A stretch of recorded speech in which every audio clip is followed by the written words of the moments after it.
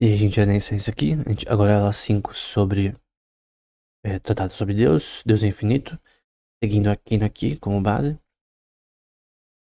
que significa que Deus é infinito, né? Então tem algumas passagens associadas a isso, né? No Salmo 147:5 vai dizer que grande é nosso Senhor e de grande poder o seu entendimento é infinito. O que significa isso? Que Deus é onisciente, Deus sabe tudo. Isso inclui tudo sobre química, física, matemática, como a gente vai ver posteriormente no fim da aula. Sobre tudo. Tudo que o ser humano sabe, Deus sabe muito mais infinitamente. Então toda a soma do conhecimento humano é nada. Então todos aqueles que se julgam sábios, né?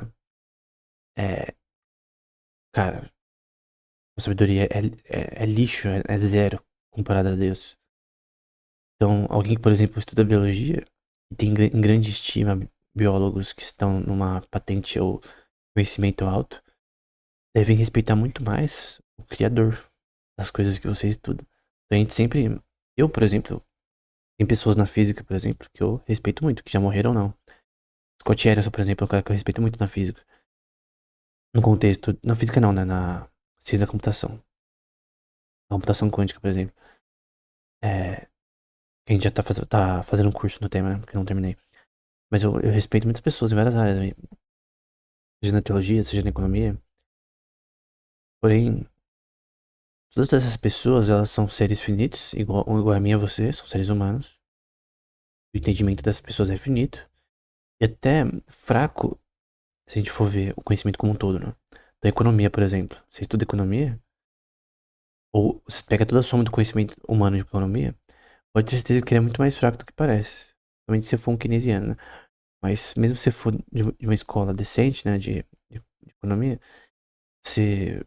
Cara, tem tanto pra descobrir, cara, tem tanto pra analisar do ponto de vista histórico, sociológico, que é importante pra a criação de civilizações, coisas do tipo. Todas essas coisas foram criadas por Deus, e Deus sabe sobre isso exaustivamente, né? Então quem seria o melhor professor pra essas coisas? Obviamente, Deus. Então, o entendimento dele é infinito. É, Isaías 40:22, né? Ele é o que está sentado sobre o globo da terra, cujos moradores são para ele como gafanhotos. Ele é o que estende os céus como cortina e os desenrola como tenda para nele habitar. E céus tem a ver com o universo também. E normalmente é dado que o universo está constantemente em expansão, né? Entropia positiva, né? É a segunda lei da termodinâmica. Então Deus, mesmo nesse universo, que não é infinito, obviamente, né? Se ele está em expansão, quer dizer que ele, por mais que ele cresça continuamente, evolua, né? Em quantidade de massa, talvez, continuamente, entropia, Deus, ele é imanente, né? Ele, seu poder permeia toda a existência e ele estende os céus como cortina no sentido de que ele tem controle total sobre o universo e sua extensão, né? Então, quem curte astronomia deveria, obviamente, gostar de Deus, né? Também. Porque a gente gosta de físicos ou astrônomos no contexto que a gente estuda, muito mais aquele que criou todas as coisas e sabe muito mais do que qualquer ser humano, né?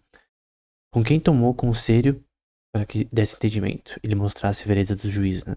Ele ensinasse sabedoria. E quem fez notório o caminho da ciência? Não é estranho que pessoas às vezes questionam a fé contra a ciência, ou na verdade, deveria ser o contrário, né? Principalmente J38 pra frente é assim, cara, até 40. Deus mostrando que ele fez tudo, ele que rege o universo. Quem estuda mecânica celestial deveria, cara, ler esse daqui e falar, cara, eu devo honrar, né? E por infinita estima alguém que criou as coisas que nós estudamos ou admiramos, né? Que é em relação a equações que regem a forma que astros se movem, né? Isso que se chama mecânica celestial, né? Tem um livro do Poincaré, por exemplo, muito bom nesse tema. Eis que as nações são consideradas por ele como a gota de um balde e como o pó miúdo na balança. Nada. Esse que lança por aí nas as ilhas como uma coisa pequeníssima, né? A onipotência de Deus, né?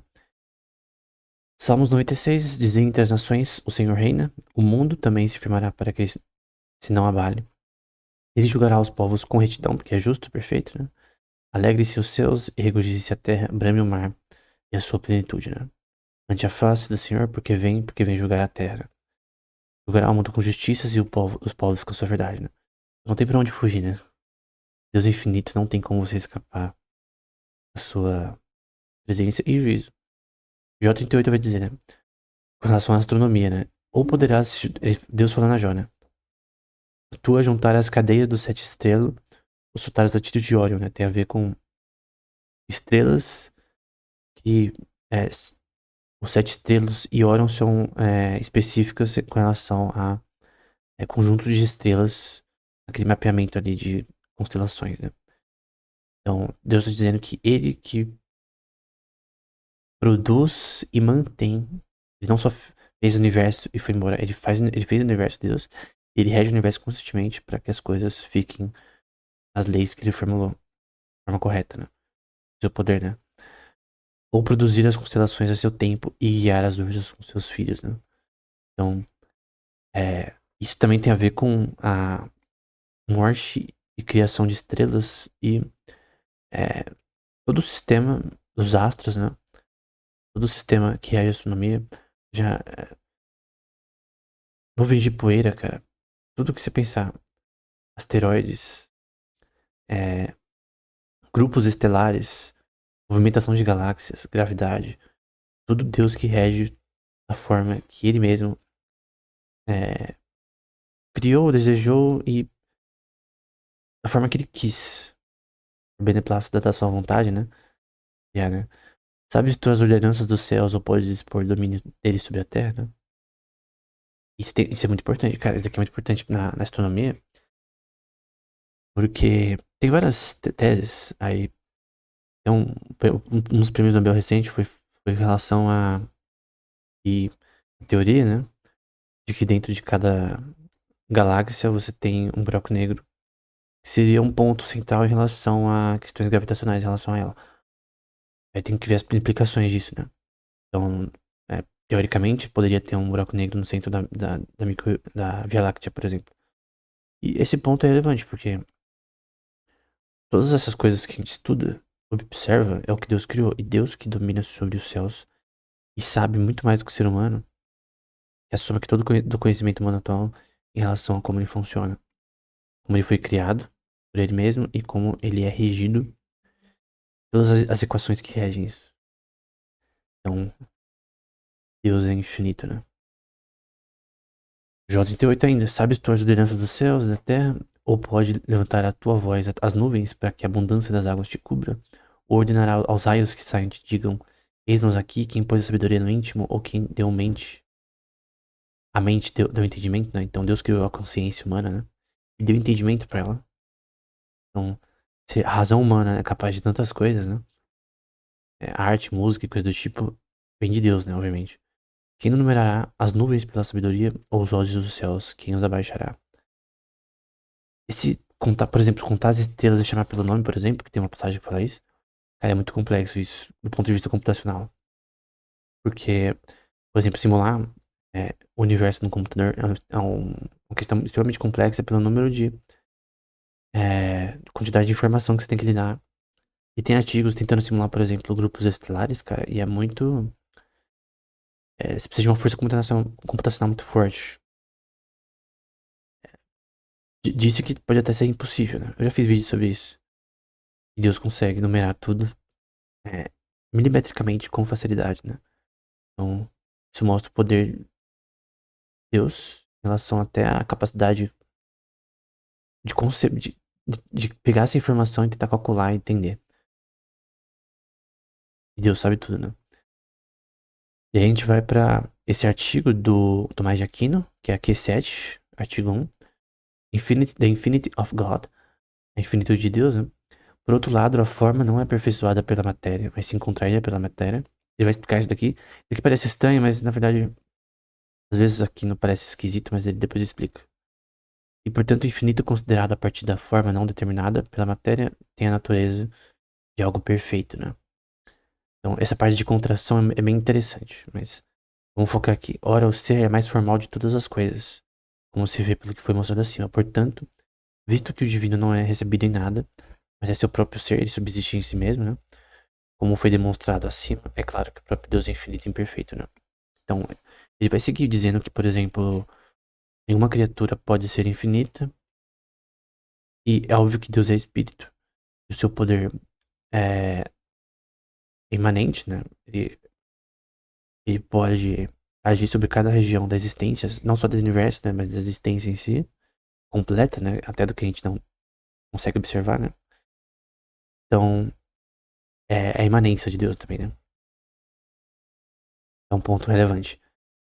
Outro ponto é que Deus sempre existiu, né? Ele vai citar Aristóteles na Física, no livro 3. O infinito não pode ser ter um começo, como diz esse livro de Aristóteles, mas tudo fora de Deus vem de Deus desde o seu primeiro princípio, portanto, além de Deus, nada pode ser infinito, né? Então, tem uma questão na matemática ele até discute um pouco da possibilidade de algo ser infinito matematicamente, né? Por exemplo, você tem os números racionais, ou mesmo o valor π, e até hoje não se tem todas as casas decimais de π que se julga infinito e que é um número irracional. Já foram achadas trilhões de casas decimais calculadas, né? Mas você não tem como calcular. É impossível computar algo infinito. Mesmo que você tenha uma capacidade de energia extremamente do, do tamanho de todo o universo, você não conseguiria, porque é, tem uma questão temporal, né? Como que se rodaria um programa, computaria algo que não tem fim? É impossível, né? Em Joule você fazer isso daí, né? Você pensar um pouco. Obviamente que números infinitos não podem ser computáveis numa máquina de Turing, né? Num computador clássico. Só que, por Deus ser infinito e onisciente, ele tem que ser capaz disso. Então Deus é capaz de, como eu vou falar posteriormente, ver todos os números de pi. Eu creio que essa é a melhor forma de entender como Deus é infinito, né? É impossível da gente entender isso. É um atributo quase não comunicável. A gente consegue entender, mas a gente não consegue entender isso exaustivamente, né? É um atributo não comunicável. Eu vou citar Aristóteles aqui, na livro 3 de Física, a versão da Web Classical Library. Vai dizer, né, aqui que a investigação seja realmente pertinente ao nosso assunto é indicado pelo fato que todos os filósofos de renome que lidaram com a física discutiram o conceito matemático, né, de ilimitado e o consideraram, em certo sentido, um princípio de coisas realmente existentes, né? Então, que seria possível, talvez, né? É algo infinito. Alguns, como os pitagóricos e Platão, consideraram o ilimitado ou indeterminado como existente em si mesmo, ou seja, seria um objeto, uma ideia. Então, por exemplo, o número 1, ele é um objeto matemático que ele existe em si mesmo como ideia, assim como, por exemplo, a infinitude dos números primos, ela não existe literalmente para nós, criaturas, para Deus sim, mas a infinitude dos números primos, ela é uma ideia, pode ser provada, né? Tem a prova de Euclides e muitas outras provas. Só que essa infinitude, ela não é concebível computacionalmente ou na mente humana. Então é uma ideia para nós. Não como uma condição incidente de outra coisa, mas tendo sua própria existência substantiva independente, né? Então, aqui é o Aristóteles falando nesse tema, né? Ainda no mesmo livro, ele vai dizer, né? Claramente, então, o estudo do indeterminado, né? Ou do infinito, ou ilimitado, né? É pertinente ao da natureza. E mais uma vez, todos aqueles que o aceitam estão certos em considerar um princípio. Pois se existe, deve afetar as coisas de alguma forma e não pode afetá-las, exceto por princípio, né? Ele tá falando, se existe algo infinito, deve afetar as coisas finitas. No sentido de, por exemplo, até no ponto de vista matemático, de você ter uma implicação, de você falar sobre, por exemplo, você tem uma superfície topológica do tipo smooth, continuamente diferenciável, né? E você quer diferenciar aquilo continuamente, infinitamente. E vamos supor que você está falando sobre algo que pode ser feito indefinidamente do ponto de vista das ideias, né? Obviamente, matemática aplicada, isso é impossível, porque não pode diferenciar algo infinitamente. Uma hora você vai encontrar átomos, quarks, não vai conseguir. pegar menor que isso. Só que o ponto é que no campo de ideias você consegue. Você falar, existem números primos infinitos, eu posso provar isso. Pode provar no campo das ideias, mas não fisicamente. O estudo é determinado por algum princípio ou um princípio em si mesmo, né? E o indeterminado não pode ser determinado de alguma forma. Fisicamente, né? Não pode depender de nada como seu princípio. E além disso, sendo princípio, não pode ter começo nem fim de existência. Aqui nessa parte em roxo é aplicado Deus ensina. Deus não pode ter começo nem fim, que é eterno. Ele sempre existiu. Então a gente vê aqui Aristóteles falando sobre algo associado à razão humana, né? De algo que seria eterno, ilimitado, infinito. E indiretamente, talvez sem querer, querendo, ele acabou falando algo com relação a Deus. Embora a gente não precisa dele pra saber isso aqui, tá? E é inútil, tecnicamente, né?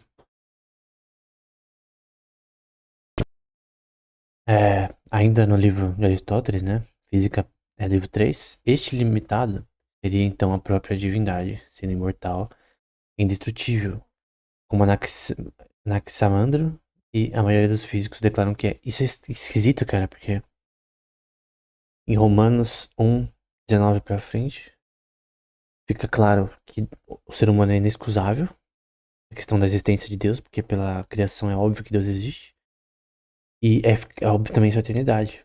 A gente viu anteriormente. Romanos 1:19 pra frente, até o fim do capítulo, né?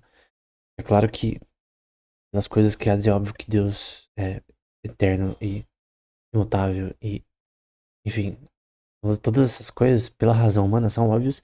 A gente vê um colosso da razão humana, né?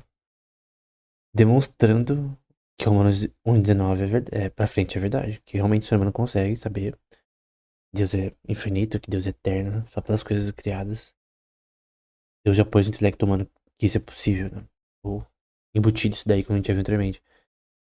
Só que você pode saber é, que, que, que Deus existe. E coisas com relação à sua pessoa. E a implicação moral disso.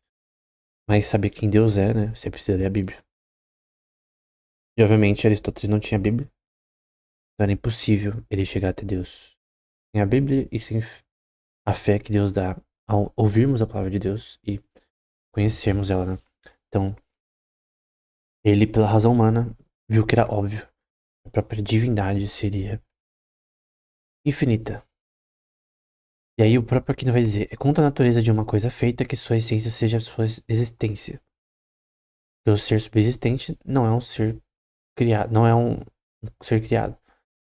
Portanto, é contra a natureza de uma coisa feita ser absolutamente infinita. Então, somente toda a criação, ela é naturalmente finita em seus atributos e corporalmente também. Portanto, assim como Deus, embora tenha poder infinito, não pode fazer com que algo não seja não feito. Até porque, na verdade, Deus pode, por exemplo, escolher não criar, não permitir que certas criaturas venham à existência, né? Se Deus quisesse, Cristo poderia ter voltado há 100 anos atrás, eu e você não existiríamos. Porém, Deus prolongou e nós existimos. Então Deus, ele é capaz de dar vida, fazer com que algo deixe de... Não exista, mas pelas regras que Deus impôs na sua própria criação, coisas como a alma, por exemplo, são, do ponto de vista bíblico, né?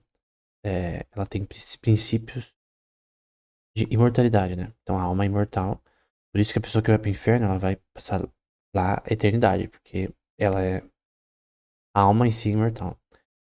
E do ponto de vista bíblico, em Apocalipse, a gente não vê agora, né? Mas vai ser dito que, por exemplo, que o mar vai dar seus mortos e que na ressurreição vai ter a ressurreição para a vida e para a perdição, né? Então, a pessoa que vai padecer no inferno, no fim, vai ser corpo, alma e espírito que vai padecer no inferno. E no céu, a pessoa que vai pro céu, no seu corpo ressuscitado, vai ser corpo, alma e espírito. A diferença é que vai ser um corpo glorificado, que nem o de Cristo. Então, o corpo de Cristo é glorificado, né? Que aparece aí nos evangelhos, é corpo ressurreto, né? E é um corpo. Diferente do que os filósofos diziam, né? Principalmente Platão e coisa do tipo, que o corpo é mau e coisa do tipo. Não, mal é o ser humano, corpo, alma e espírito. Todos. Então não é que a alma é uma coisa boa, o corpo é mal. Tudo é mal no ser humano. E só Cristo, né? Só o Espírito Santo, só a pregação do Evangelho pode levar o ser humano até Deus. Então, da mesma forma, ele não pode fazer nada ser absolutamente infinito, porque somente Deus é infinito. Então, por exemplo, não é possível que Deus crie outro Deus, porque somente Deus em si, na sua essência, pode ser eterno. Então, eternamente, só vai existir um Deus, Pai, Filho e Espírito Santo, os três sendo um Deus apenas. Todos iguais em honra, poder e majestade, né? Só que são pessoas diferentes. O termo em latim é persona. Persona.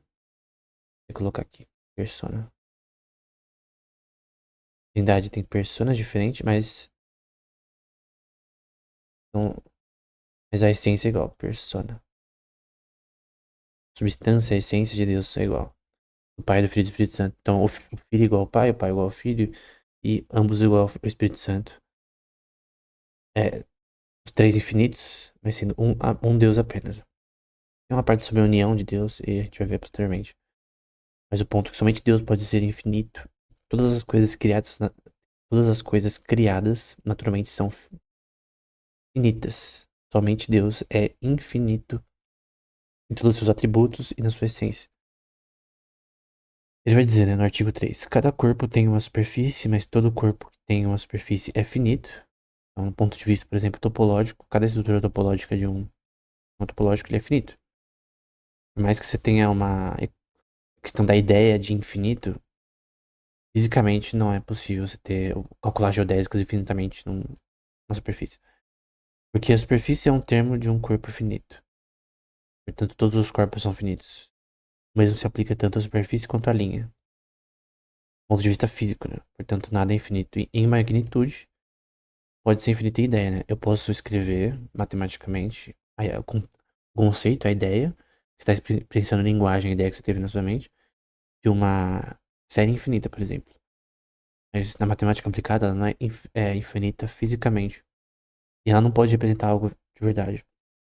Porque nada é infinito na vida real. Então, é uma ideia. Tem a ideia de infinito e o que é de fato infinito. O que é de fato infinito é somente Deus.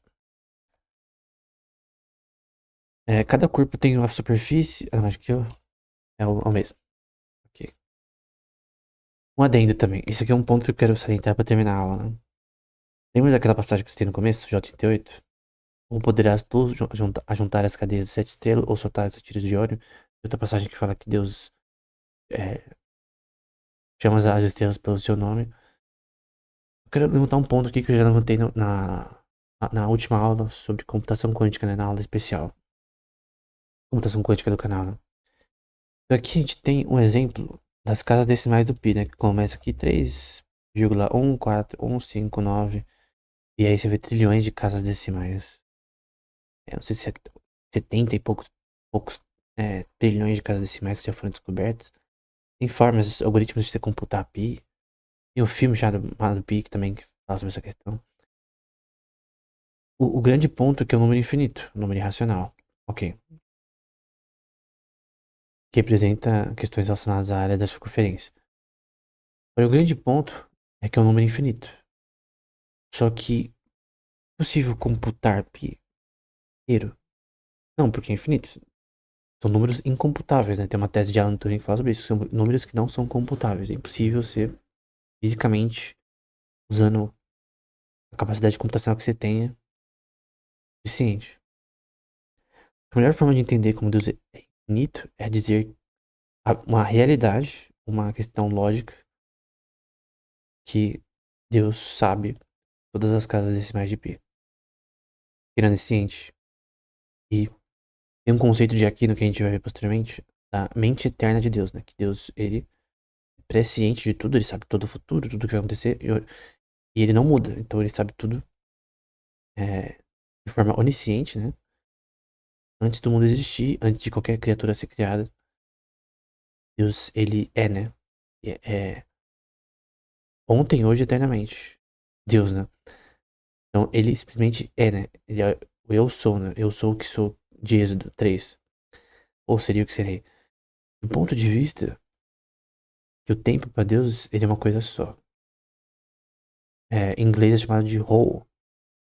É W-H-O-L-E. Não sei se fala dessa forma, né? Mas o ponto é que Deus, ele simplesmente... O tempo para ele é uma coisa só. Ele molda o tempo e conhece o tempo de uma forma perfeita e absoluta, né? Ele tem esse livro, do Martin Egner e do Gunther Ziegler, que tem a ver com um cara chamado Paul Erdős. Paul Erdős é um dos matemáticos assim mais conhecidos por colaborar com vários matemáticos ao mesmo tempo para escrever artigos, né? Ele participou de muitos artigos. Eu gosto muito, por exemplo, da questão da entropia, e ele leva o nome dele contra outro cara. Enfim, é um cara extremamente importante. Tem um filme dele, que eu já fiz resenha no Instagram.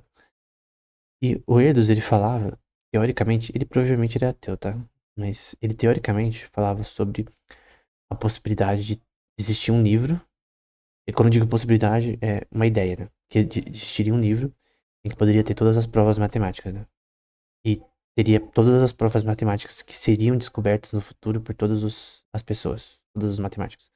Então, é, a prova de Euclides, quem descobriu, dos números primos serem infinitos, a prova do teorema de Goldbach talvez seja é, provada no futuro, P igual a NP, enfim, todas as provas que serão descobertas e as que já foram descobertas anteriormente.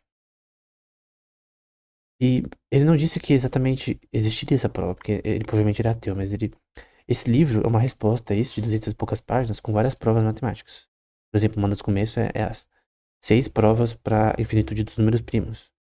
Então aqui tem várias provas matemáticas. É interessante você ter livros que tem diversas provas de uma forma compilada, né? Só que você concorda que essas provas elas existem porque alguém descobriu, mas se Deus é infinito e onisciente, então ele já tinha que saber todas as provas desse livro antes de existirem, certo? E ele também deveria saber, deveria existir conceptualmente, e na verdade fisicamente não, mas na mente de Deus teria que existir um livro com todas as provas matemáticas que existem, né? Eu vou pôr aqui, tem essa forma aqui. Eu vou colocar aqui proofs, em vermelho. Proof. Isso aqui é uma condição necessária. Deus é onisciente. Então Deus, obrigatoriamente, antes do mundo existir, ele já sabia todas as provas matemáticas, quem descobriria, óbvio, porque ele é onisciente, e a solução delas. Eu digo todas, literalmente todas. O 10º problema de Hilbert, que foi resolvido pelo Yuri Matsevich. Obviamente Deus já sabia, desde a eternidade, quem resolveria, e ele já sabia a solução antes. Ele deu conhecimento pro ser humano para conseguir realizar essas provas, né? Eu digo, permitiu que essas pessoas achassem essas provas também. E não impediu que elas achassem. Então, isso é um ponto de vista até epistemológico da questão da onisciência de Deus, né? É obrigatório que Deus saiba não só todas as provas que vão ser descobridas pelo ser humano, mas saiba todas as provas possíveis e inimagináveis de forma contingente, né? Que o ser humano talvez nem vai descobrir, com certeza. Então Deus sabe todas as provas possíveis e inimagináveis de todos os teoremas possíveis ou possibilidades em relação à matemática e física e ciência da computação. Então Deus é o primeiro matemático. E isso é um ponto importante, porque tem pessoas que têm uma visão contrária a essa. Tem pessoas que dizem que Deus não sabe tudo. Por exemplo, com relação a esses temas. Só que isso é totalmente absurdo. Que é óbvio, biblicamente, que Deus é onisciente. E é óbvio que Deus que criou todas as coisas. Que deu conhecimento pro ser humano. Jesus vai dizer que Deus sabe os nossos pensamentos, nossas orações antes da gente fazer o que a gente precisa. Então é óbvio, esse livro conceptual de Paul Erdős, né? Ele acredita não em Deus. Não só existe, mas existe na mente eterna de Deus. Não significa que Deus, ele sabe todas as soluções para os problemas que a gente conhece hoje. Então, creio que o matemático orar a Deus e buscar realmente se esforçar para resolver provas é a melhor forma de encontrar elas, na minha opinião. Então, existe anti-reino na mente de Deus, né? Antes que o ser humano descubra os teoremas, provas matemáticas ou avanços, antes que o cálculo existisse, Deus já sabia. Concebia todas as soluções de cálculo em todas as instâncias. Enfim, de forma infinita, que o ser humano não consegue. Então, esse é o ponto. É, é difícil conceber isso, tipo, por exemplo, como que Deus gerencia toda essa informação ao mesmo tempo, né? Eu não sei. Eu nunca vou saber, mas o ponto é os fatos, né? Então, teologia é assim. Tem que saber os fatos. Tem os fatos corretamente, biblicamente. Depois de ter os fatos biblicamente, só a escritura, né? Aí você toma as conclusões, né? Aí você interpreta os fatos no contexto dos fatos em si, né? No contexto bíblico do global, né? O contexto global é uma coisa muito importante na Bíblia porque você tem um autor, o Espírito Santo. Tem vários autores humanos que foram impelidos por ele para ser escrito o livro, né? Mas no fim é um autor que é consistente e infalível, que é perfeito. A concepção do seu próprio livro. Então, basicamente é isso. Até a próxima aula.